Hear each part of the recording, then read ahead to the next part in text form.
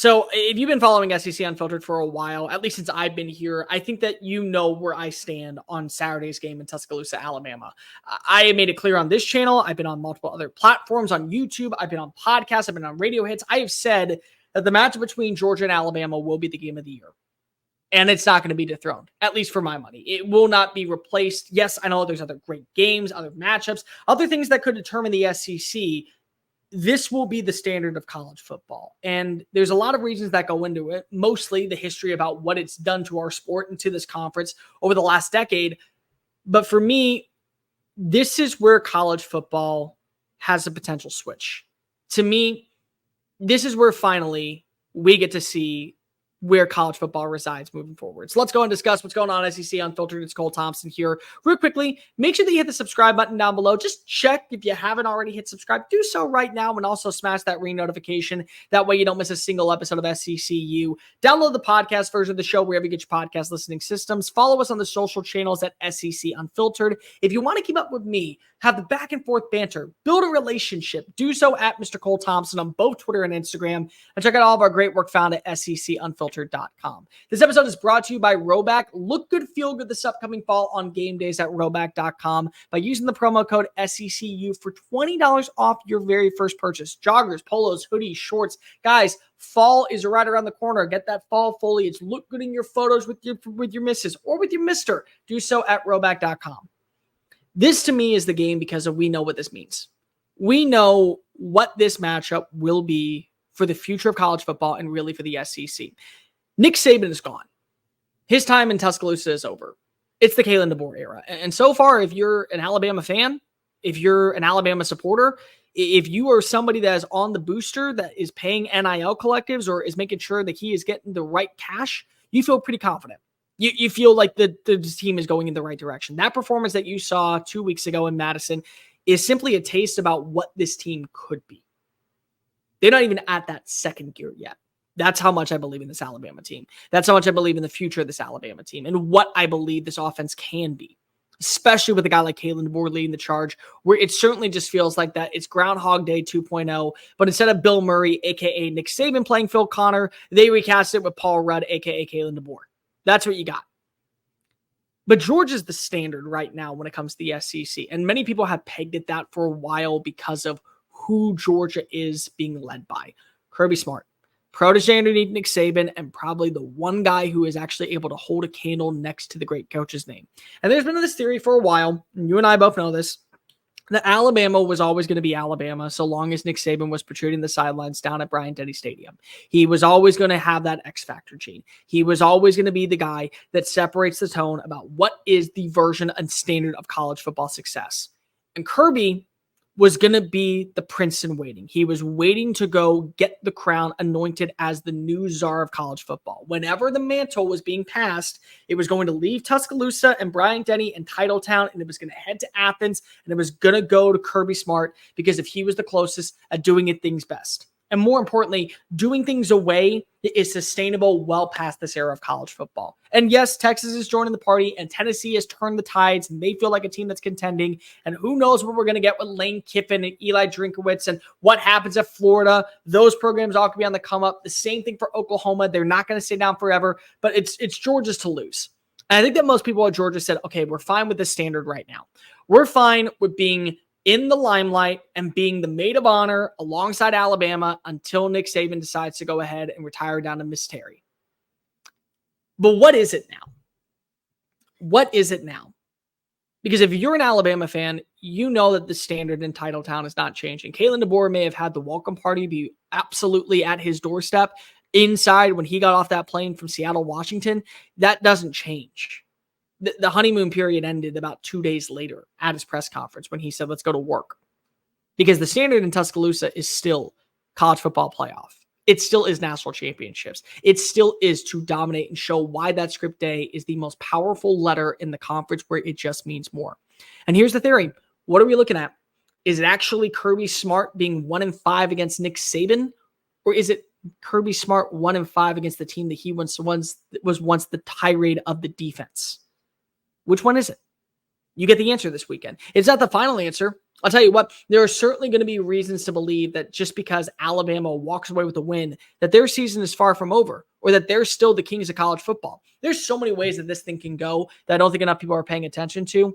Georgia could lose this weekend to Alabama. Alabama could lose to Tennessee. Alabama could then watch as Tennessee loses to Georgia, and Georgia somehow beats Texas, and they're the ones that are hoisting up the SEC title trophy. That's a possibility. That is a clear possibility.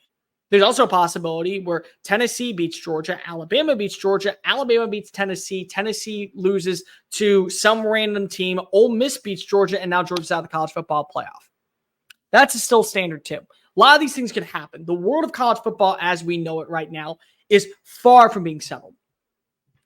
But this game has so much meaning to just college football fans. If you were trying to go ahead and convince somebody to join this sport, watch every Saturday, be stuck on their couches, crack open an ice cold beverage, and see 3 hours of nonstop spit swapping football, you at the final game that will define what college football means to everyone, it's this one. It has been this one for a while. I can easily throw in the game. You could easily throw in Red River. I think you could probably throw in over the last few years LSU versus Alabama. But when you get the emotions that are at an all-time high, it rolls.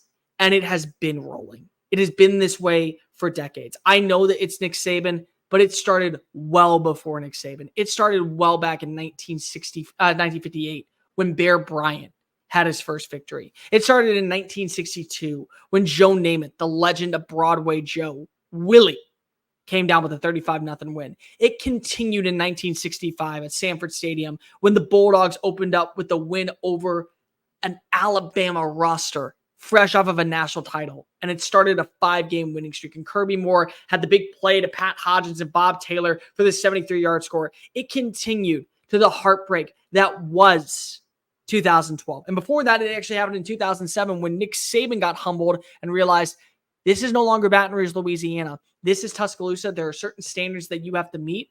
And you got humbled by the Dogs. 2012. Everyone remember that game? Aaron Murray delivers a pass, can't get to the line of scrimmage in time, and Alabama goes to the national championship to play against Notre Dame. How different would history look if they got that pass off? How different would the standard be in Tuscaloosa?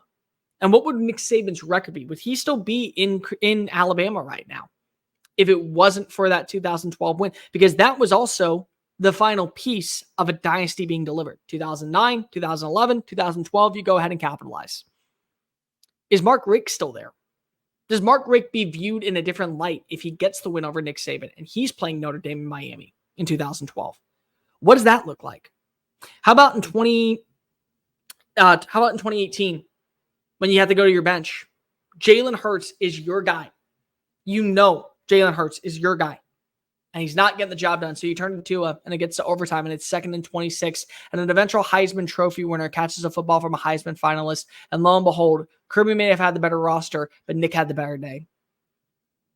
How about a year later when Jalen Hurts gets his redemption? How about a year later when you watch as a coach who usually shows no emotion has to contain it just enough to not cry on national television to see full circle moment? How about 2020? How about 2021? First time 4 decades. Georgia gets the monkey off their back. Always good, always great, always right there at the finish line. But somehow they trip and somebody passes them by. They finally get that win. And it comes at the form of a walk-on quarterback in a place where 5 stars go and flourish.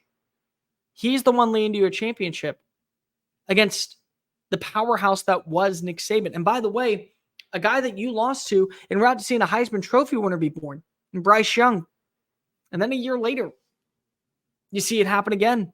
And now they feel like the team that's on the rise. And then 2023, the physical force that was Jalen Milroe and that offensive line being able to deliver, to dominate, to give you that resistance, that was the difference in that game.